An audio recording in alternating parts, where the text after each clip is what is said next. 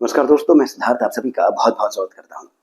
इस चैनल पर हमने कितने सारे वीडियोस बनाए हैं जिसमें हमने बात करी है मंत्रों के बारे में, स्तोत्रों के बारे में, तंत्र के बारे में, उपनिषदों के बारे में, कथाएं हमने पुराणों से लेकर के कितनी सारी बातें करी हैं।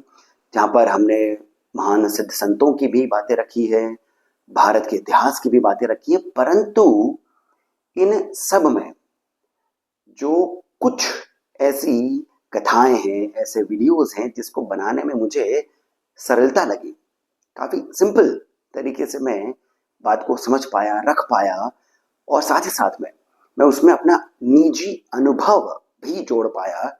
तो उन कुछ वीडियोस में से, उन कुछ विषयों में से एक है बाबा नीम करोली। अर्थात ये कि बाबा नीम करोली के बारे में पढ़ते पढ़ते, जो मैं एक निरंतर करता ही रहता हूँ, पढ़ते पढ़ते कई सारी कथाएं जब एक साथ आ जाती हैं, कई सारी कथाएं मैं पढ़ लेता हूँ, एक समय हो जाता है, तब मन करता है कि मैं अब आपके साथ में मैं वाली कथाओं को बांटूं, शेयर करूं, मुझे कैसा लगा, आपको कैसा लगेगा, ऐसा ही सोच करके मैं ये वाला वीडियो भी बना रहा हूँ।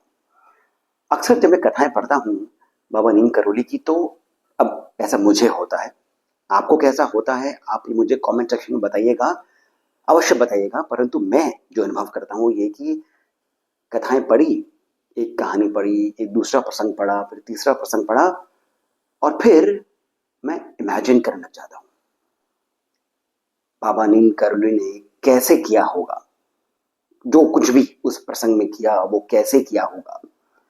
फिर एक मन में भाव आता है, काश मैं भी उस समय होता, काश मैं देख पाता उन्हें, एक झलक उनसे मिल पाता, उनको छू पाता।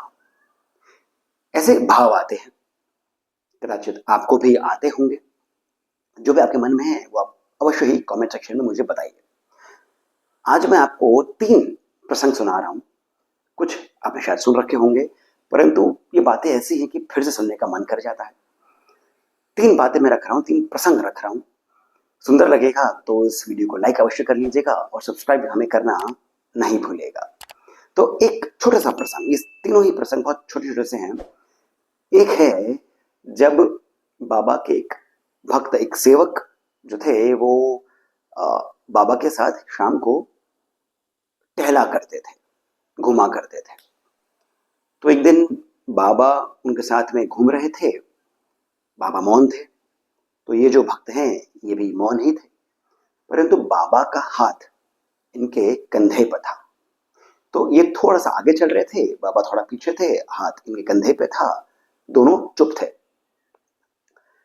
अब मौन रहते रहते इन सज्जन को, इन व्यक्ति के मन में एक भाव आया कि बाबा को हर कोई हनुमान मानता है, परंतु बात सच है क्या, या फिर ये लोगों की केवल श्रद्धा है। बाबा के पास में सिद्धियां होंगी, पर हनुमान है क्या, ऐसा केवल विचार आया, किसी से कुछ बात करी नहीं करी। बाबा पीछे थे, हाथ को पकड़ कर, कंधे को पकड़ करके चल रहे थे, हाथ कंधे पे था, और सज्जन आगे थे। तभी इनको अनुभव हुआ कि जिस कंधे पर बाबा हाथ रखकर चल रहे थे वो कंधा झुकने लग गया, क्योंकि भार बढ़ने लग गया। नहीं इन्होंने देखा तो नहीं बाबा का हाथ जो है वो लंबा हुआ या मोटा हुआ, कुछ भी ऐसा, हाथ तो वैसे का वैसा ही था, परंतु इनके कंधे पर भार इतना बढ़ गया कि ये अब उठा नहीं पा रहे थे। और तभी इन्होंने मन ही मन में क्षमा मांग ली, बजरंग बली मुझे क्षमा करें, ऐसा कह दिया इन्होंने मन ही मन। और तभी एकाएक ही उनके कंधे का वो जो बोझ था वो खत्म हो गया, और बाबा का हाथ अभी भी वैसा ही था, उतना ही लंबा, उतना ही भारी। और फिर उसके बाद से इन्होंने कभी भी बाबा के हनुमान होने पर शंका व्यक्त नहीं करी। ये एक छोटा सा प्रसंग है। अब ऐसे बहुत सारे और प्रसंग आते हैं, कितनी सारी बातें हैं जिसमें ये प्रमाणित हो जाता है कि बाबा हनुमान जी का ही रूप थे, क्योंकि एक व्यक्ति या कुछ 8-10 व्यक्तियों ने ऐसे बात नहीं करी। कितने ही सैकड़ों हजारों लोग आए, इनसे मिले, और उन सभी को अलग अलग रूप से अलग अलग अनुभव हुए, परंतु बात एक ही आई कि बाबा जो हैं हनुमान का ही रूप है। अब दूसरा मैं आपको प्रसंग सुनाता हूं। दूसरा प्रसंग है कि बाबा के एक भक्त कैंची धाम आए थे और बाबा को हाथ जोड़ करके इन्होंने बोला कि बाबा, हनुमान जी की मैं पूजा कब से करते आ रहा हूं, पर दर्शन नहीं हुए हैं, दर्शन हो जाए तो अच्छा रहेगा। बाबा ने क्या कहा? बाबा ने इनसे कहा, झेल पाएगा, बर्दाश्त कर पाएगा, संभाल पाएगा? अब उस वक्त तो उन सज्जन ने कुछ कहा नहीं, जी जी कर दिया, बस वैसा ही।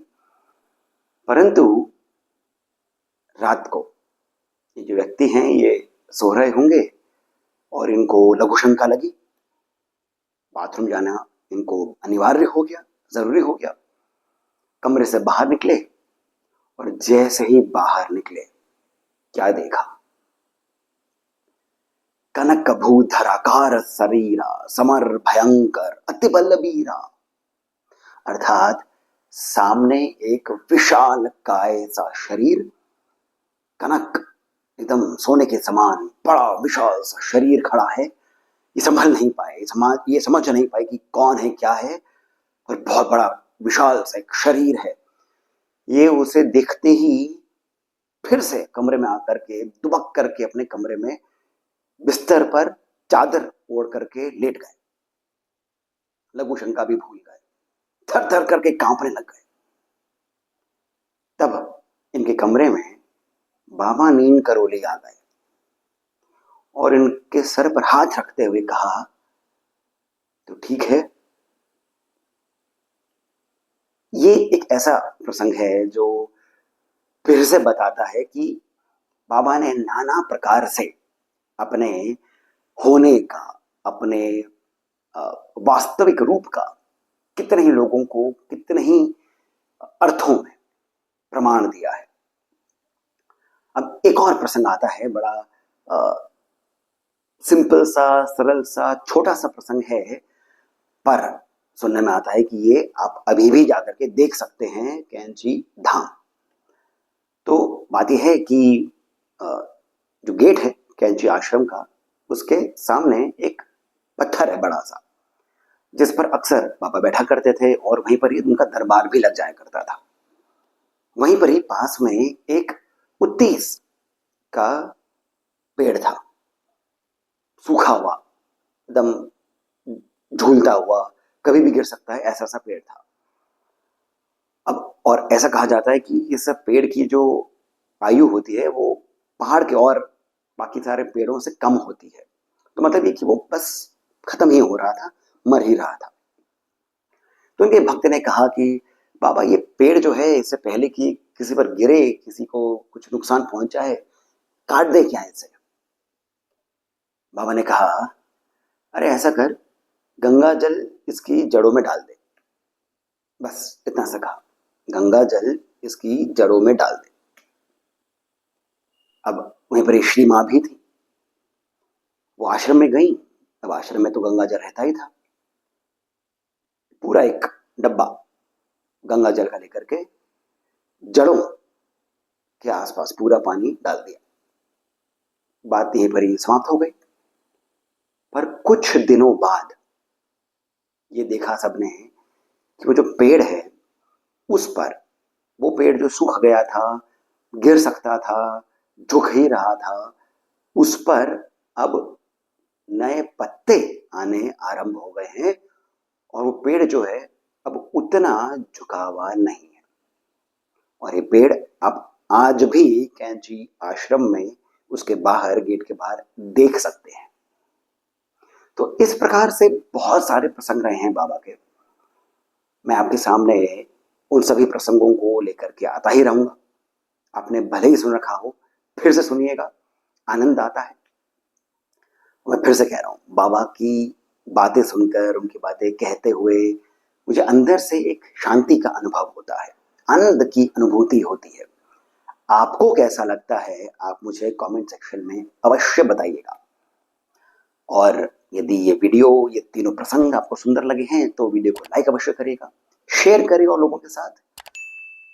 चैनल को सब्सक्राइब करना नहीं भूलना और कमेंट सेक्शन में जो पहला कमेंट पिन है वहां से पेटीएम, जीपे इत्यादि के माध्यम से जितना अधिक हो सके आप हमें श्री सहयोग भी प्रदान करें, बहुत अधिक प्रोत्साहन मिलता है।